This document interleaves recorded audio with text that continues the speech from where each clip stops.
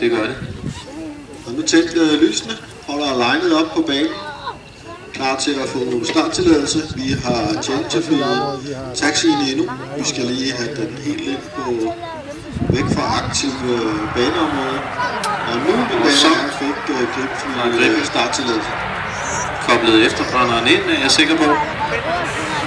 Og det er også et fly-by-wire fly, ligesom F-16, så lad os se, hvad det kan af manøvre.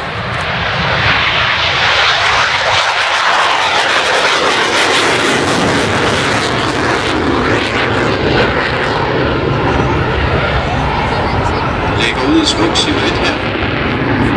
Efterbrænder. Arbejder sig med på skyerne.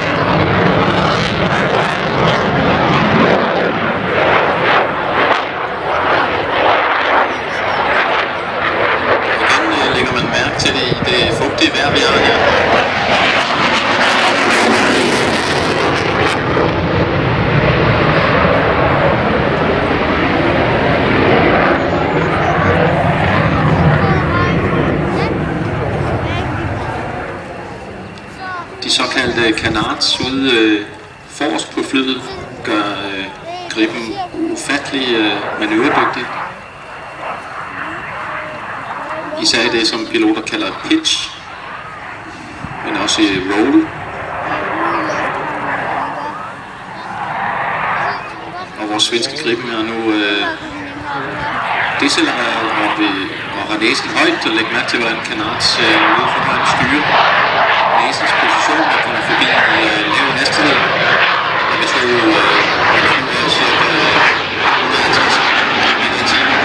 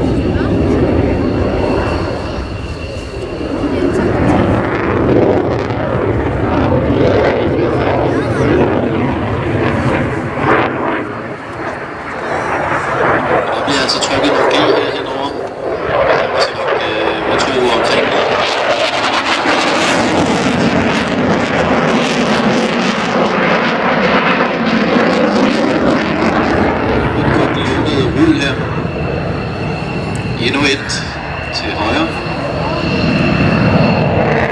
Så skal der arbejdes lidt rundt om skyerne.